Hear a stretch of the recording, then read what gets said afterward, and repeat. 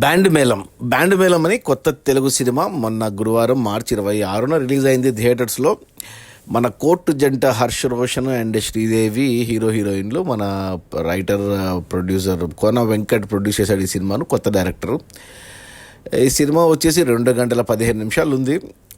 Cinema స్టార్టింగ్లోనే మనకు hero చిన్నప్పుడు స్టోరీ చూపించారు, హీరో ఫ్యామిలీ అలాగే హీరోయిన్ ఫ్యామిలీ. అక్కడ మనకు సాయి కుమార్ కనపడ్డాడు. ఇక తర్వాత ఇంకా ప్రజెంట్ మొత్తం సినిమా అంతా మన తెలంగాణ బ్యాక్డ్రాప్లో, తెలంగాణలో ఎక్కడో ఏదో మారుమూల పల్లెలో జరుగుతున్నట్టు చూపించారు. అంతా విలేజ్లోనే తీశారు సినిమా అంతా తెలంగాణ స్లాంగ్లో.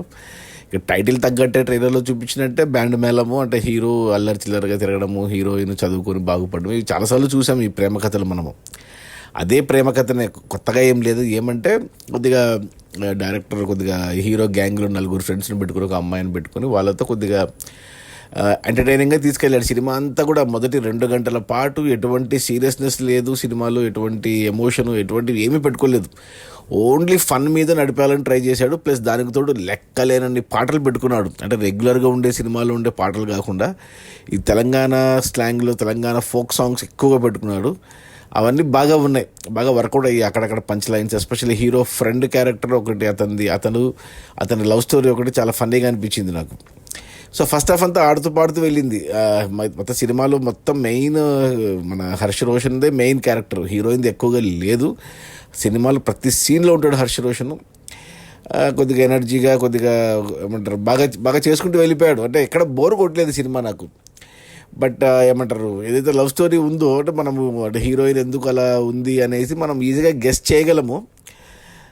అది కాకుండా వేరే ఉండింటే ఏమన్నా వేరేగా ఉండేదేమో, కానీ క్లైమాక్స్లో అదే మనం ఎక్స్పెక్ట్ చేసినట్టే ఉంది. ఆ ట్విస్ట్ పెద్ద ట్విస్ట్ ఏం కాదు, అది రెగ్యులర్గా సినిమాలు చూసే వాళ్ళకి అర్థమైపోతుంది సినిమా. బట్ అయినా కానీ ఓకే, బోర్ అయితే కొట్టలేదు. ఫస్ట్ హాఫ్ వరకు బాగానే ఉంది, సెకండ్ హాఫ్ కూడా అలాగే వెళ్ళింది. అంటే కొన్ని సీరియస్ మూమెంట్స్ వచ్చినా అవి కూడా కొద్దిగా ఫన్నీగానే ట్రీట్ చేశారు సినిమాని. సో ప్రజెంటేషన్ కూడా కొద్దిగా డిఫరెంట్గానే ప్రజెంట్ చేయాలని ట్రై చేశాను. నేను మరీ చెత్తగా ఉంటుంది అనుకున్నా. కోన వెంకట్ మీద నాకు నమ్మకం లేదు.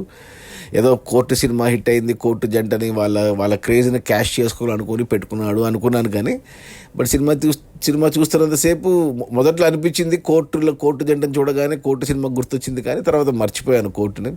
ఈ సినిమాలో పడిపోయాను. ఎస్పెషల్లీ ఆ తెలంగాణ అథెంటిక్ స్లాంగ్, అథెంటిక్ పాటలు ఇవన్నీ బాగా బాగా వెళ్ళాయి. బట్ సాయి కుమార్ ఉన్నాడు, కానీ అతడు చేయదగ్గ క్యారెక్టర్ కాదు. ముందు శివాజీని అడిగాడంటే శివాజీ వద్దన్నాడని సాయి కుమార్ చేశాడు. బట్ సాయి కుమార్ కూడా అతని స్థాయికి తగ్గ క్యారెక్టర్ అయితే కాదు ఇది. బట్ ఓకే, ఇంకా ఎవరో ప్యాడింగ్ ఉండాలి కాబట్టి పెద్ద ఆర్టిస్టులు అలా పెట్టుకుంటూ వెళ్ళిపోయారు అంతే. 2 గంటల పాటు కామెడీ ఎంటర్టైనింగ్గా వెళ్ళింది సినిమా. లాస్ట్ 15 నిమిషాల్లో ఇక సినిమా ఇంకా ఏదైతే ఎమోషన్ కావాలో ఆ ప్రేమ అదంతా మనం ఏదైతే ఎక్స్పెక్ట్ చేసామో ట్విస్ట్ హీరో అది మనం అనుకున్నట్టుగానే ఉంది. సో ఓకే అంటాను సినిమా. నాకేం పెద్దగా అంటే నేను బాగుండదేమో అనుకున్నాను, కానీ మరి అంతగా అయితే ఏం లేదు, బోరింగ్ అయితే ఏం లేదు, బాగానే ఉంది, చూడొచ్చు ఒకసారి. సో నైదర్ గుడ్ నార్ బ్యాడ్. నా రేటింగ్ వచ్చి 2 out of 5 ఓకే అంటాను. ఇక ఫ్యామిలీతో చూడొచ్చా అంటే చూడొచ్చు, నో ప్రాబ్లం. ఎటువంటి అడల్ట్ సీన్లు, అడల్ట్ జోకులు, అడల్ట్ అలాంటివి ఏం లేవు కాబట్టి సో ఫ్యామిలీస్తో కూడా చూసేయచ్చు. బట్ ఖచ్చితంగా చూడాలా అంటే అవసరం లేదని చెప్తాను. ఇలాంటి సినిమాలు చాలా చూసాం మనము. బట్ ఏదో టైంపాస్కి ఎంటర్టైన్మెంట్కి కావాలి అనుకుంటే ఒకసారి చూసేయచ్చు. మరి థియేటర్లో చూస్తారా, రేపు పొద్దున ఓటీటీలోకి వచ్చాక చూస్తారా అనేది ఇంకా మీ ఇష్టము. ఓకే అంటారు, చూసినా తప్పు లేదు, చూడకపోయినా నష్టపోయేదేం లేదు. నా రేటింగ్ వచ్చి 2 out of 5. అది ఈ బ్యాండ్ మేళం. Okay bye.